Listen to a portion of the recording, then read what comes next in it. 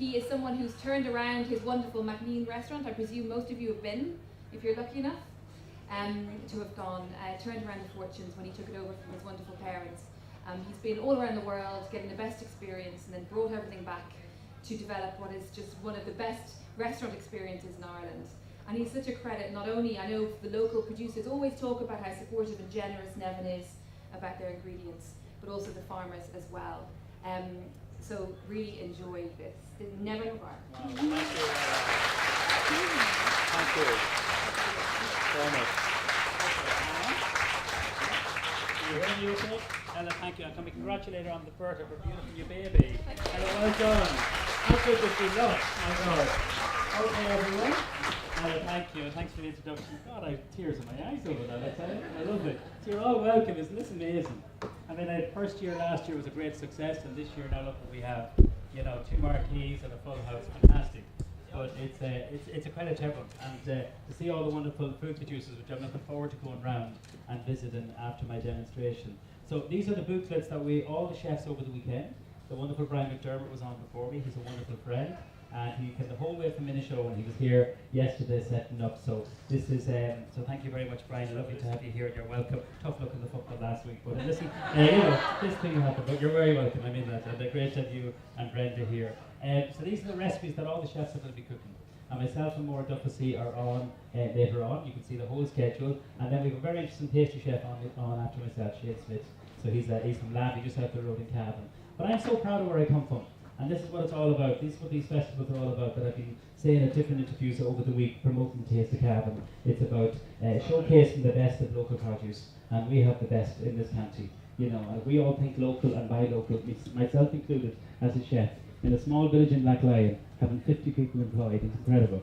You know, people travel and they always comment how beautiful Cavan is. And they always think when they come from Dublin, he's only up the road in Cavan. But sure, another 45 minutes, you know. So, no, listen, this is very special for me, this Taste of Cavan, and I'm thrilled to be here. I'm going to do 3 recipes for you. And just before I came on stage, I got this lovely homemade card. And a big thank you, and I'll show it to Shay. So there's lovely profiteroles there with chocolate sauce, there. Dear Nevin, thank you very much for letting me spin sugar with you last year. You truly inspired me to be a great chef like you. Thank you. And thank you very much for your 2 books. I thought I only give you 1. But anyway. So Christian is here done, and please could you give me a lesson, please? Isn't that lovely? Isn't that nice? Aww. So nice. Oh God. So that's a lovely thing. Christian, thank you. And the way you wrote it and drew it, you're going to be a very creative pastry chef. I'm sure now when Shane sees your, shall we say, creations, he'll be very impressed. So guys, we're going to start off. I'm going to do a very simple starter first of all. And it's a starter that we serve a lot in the restaurant, but also I make for my family.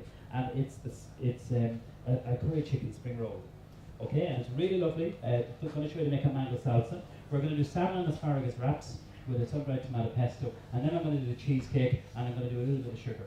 So I am with that sponge sugar. So we're going to have a little bit of fun. You can come up and ask questions afterwards. But the most important thing that you're going to get from today, hopefully, is to see nice food and cook, but you can meet the wonderful producers. And that's the whole interest for me as a chef. You're only as good as a chef as you are when you start off with the right produce. So we're going to get started, first of all, by just showing you the way we cook cabbage in the restaurant. And we have 2 stands here, 2 oils here, a wonderful Donegal rapeseed oil, and also Monica's used from Belturbet, which is the most beautiful extra virgin olive oil. So go and taste. You know, and you know I'm very passionate about the rapeseed oil. It's local, it's Irish, and it's an oil that I think is a fabulous oil, and I'm going to be using both of the oils in my cooking. So why do we use rapeseed oil? First of all, it's a very healthy oil. You know, it lowers your cholesterol. I love the flavour, and as Brian was saying in his first demo, there's loads of different flavours, chilli, lemon, garlic, which is really interesting. Absolutely, really interesting way of cooking. So I'm going to get my ingredients. I have some spring onion. I also have some red onion. And I brought along a little bit of kale. We're growing some really nice kale in the restaurant, Russian kale. So what we're going to do, this is the best way and the quickest way of cooking cabbage, the healthiest way too. You're keeping the nutrients, you're keeping, thank you, it would be a help if I had the pan switched on, isn't that right? So thank you very much, Brian. Okay, so with the kale, what we're going to put this into what we call a julienne. Very, very thin strips. Just watch the cabbage and then just put it nice and thin. Don't be too particular because cabbage has a high percentage of water, so don't cut it too thin.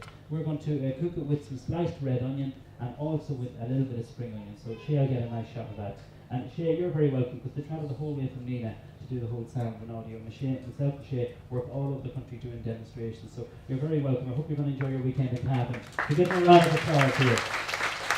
Okay, thank you. Next we have, excuse me for shouting, sorry, I get a bit excited when I see these mushrooms. So they're not magic, by the way, in case you didn't hear. These are the oyster mushrooms, which are grown locally, so they are, and also some girolles. And now is the time of year, come the end of August, that we get a great selection of mushrooms. Now if you don't like mushrooms, some of my sisters don't like mushrooms, you just simply leave it out of this cabbage stir fry. So the first thing we're going to do is put in our red onion and also the spring onion. We're going to let this cook out, okay? We're going to season it with a little bit of salt and pepper. Thanks, Brian. We're just a little bit of sea salt and also a little bit of black pepper in there. So you're probably wondering, well, why isn't Nevin here tomorrow? Well, I'm actually at the Tullamore show tomorrow. It's a big show, and I do it every year with Board Via, and so I apologise I can't be here, but I'm sure it's going to be a wonderful day. There's lots of chefs. Claude and Ken is here, Garode. There's lots of chefs, and Brian, you're here all weekend, aren't you? So you have a great setup. So again, we welcome you and thank you for coming to Cavan. I'm going to put the mushrooms in now, everyone. So this is the best way, I think, of cooking cabbage. It keeps its colour, keeps its nutrients, and that's very, very important. So we would serve this with venison or duck in the restaurant. So it's absolutely delicious. And these are Tyrol mushrooms, oyster mushrooms. You can use shiitake mushrooms if you want to. You know, there's lots of mushrooms which are not wild, they're called exotic mushrooms, okay? And they're lovely and flavoursome. You can also use the big breakfast mushrooms. So I'm just simply breaking these up.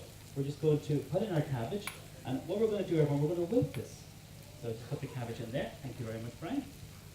So we just wilt it very, very quickly. We've seasoned it up. And then just in the pan, you can do this in a wok. Just simply stir this here. And you can put a little bit of butter into it if you want to. You know me, I'm a dicker for the butter. I love my butter. I'm not going to put all this in, so don't panic. I had a lady, I was visiting a butcher shop in Cork last year. And I do a lot of work with the craft butchers, and I enjoy my work with myself and Brian. But and this lady came up to me, and she was giving out to me, you know, she grabbed me by the cheeks up here, and I'm not down there. And she said to me, Nevin, you're using far too much butter on TV. And I just love the flavour of butter. And I think if you use the rapeseed oil or the olive oil, it stops the butter from burning. You know, and we are lucky. I mean, we heard Ella interviewing one gentleman from Lakeland Dairy. We have such great dairy, our milk, our cream, and our butter. You know, and we are so lucky. And I've done a lot of travelling with my work through Board Via, and to see our beautiful country and county being recognised for having really naturally produced great taste in food. So that's what I'm looking for, everyone. A nice little bit of colour. It's already cooked, but we are going to cook it a little bit more because we're going to deep fry the spring rolls. So try this at home. A little bit of garlic, smoked bacon. It's delicious. Who doesn't like bacon and cabbage? And what I'm going to do then is, before I put this in, I have my chicken somewhere, I think so, here. It's okay, right? I just spotted it there. Just get this bowl. Scrape this in here. Now, really, I'd like that to cool for a good 15 minutes, but I don't have that time. I would like it to cool because now I'm going to put in the chicken. Thanks a million. I do need that pan back, if you don't mind, for the salmon. So what I've done to speed up the whole, because I wanted to do three nice recipes that I feel you can make at home. And of course, all the recipes are in the This is Cavan, the Taste of Cavan book. So it is. So this is some good Cavan chicken. And this is quality assured chicken. Thank you very much, Brian. And what I've done is I've just simply cooked it with a little bit of curry powder, mild curry powder, a wee bit of water, salt and pepper. And that's roughly cooked for about 15 minutes. Then I just chop it up. So this is a great dish. Say you've leftover roast chicken. What you do is sprinkle the curry powder over onto the grill for 2 minutes, and then you have a lovely, kind of like delicious tasting curry chicken. So you know us lads in Cavan, we don't like to waste anything, isn't that right? We don't waste anything, isn't that right, everyone? Yes. So we're going to put in our diced cooked chicken, which is just flavoured with some curry powder. Thank you very much, Brian. Into this, I'm going to put in a little bit of some chili sauce. I'm laughing at this because anytime I see this bottle, I think of the twins. It's not their bottle, by the way, okay? But I'm going to put a little bit. This is some homemade chili sauce. So it's like a tomato sauce. There's vinegar, balsamic. There's also white wine, vinegar. There's chili and brown sugar and soya. And you can use a sweet chili sauce, but this is one we use in the restaurant. So I'm just going to put this into the bowl here, and we're going to mix this all together, and then we're going to wrap the spring rolls. So I love this starter. It's lovely and light. We had it on actually last Sunday. So we did on the menu, and people just really, really enjoyed it. And it's a great one for family, for kids. This is a dish that I serve, honest to God, every Christmas day in my house. My family, I'm from a big family of 9, and my brothers absolutely adore this. My youngest brother, who lives in Australia at the moment, is working there. He would eat 3 or 4 of these spring rolls. He absolutely adores it. And so that's the mixture there, everyone. When it's made like this, you can do 2 things. You can freeze it, okay? And when you defrost, just drain off any water, okay? What I like to do is keep it in the fridge for about maybe 2 days. So it'll keep probably no longer than 2-3 days max. So that's it there, and I'm going to show you the technique of wrapping the spring roll. So the chicken was already cooked with a little bit of curry powder. Thank you very much, Brian. Yeah, perfect. And also we added in, just to bulk it up, you can put bean sprouts, carrots, courgettes, whatever kind of vegetables that are in season. But that was the beautiful kale that we grow in, just literally behind the restaurant. We put up 2 polytunnels last year, and we have the most amazing gardener who lives in Black Lion, and it's just wonderful. For me as a chef, or for my customers to see, you know, just all these lovely salads. We're growing up in 30 different types of salad beans, and these can all be grown in Cavan. It's fantastic, you know. So these are the spring roll wrappers. Sorry, before I open them. You get them in packs. These are packs of 30. They're about €3. They're not expensive.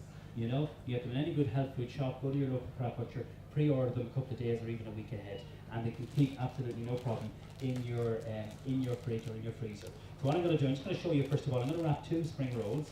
So that was 1 chicken breast. I should have said that. So normally out of 1 chicken breast, we should get about 4 spring rolls. So that's pretty good value out of 1 chicken breast, and this makes a really good starter, or you can have it also as a main course if you want.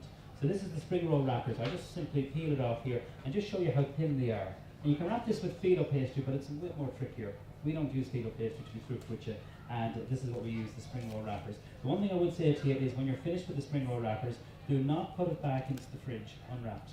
If you do that, guys, it's going to dry out, and you're going to be throwing that into the bin. What I recommend you do is you buy the pack of 30 and you freeze them in packs of 6 or 10, and you can take them out as you want. Okay, so Brian, I'm going to give you that. Okay, thank you very much, gentlemen.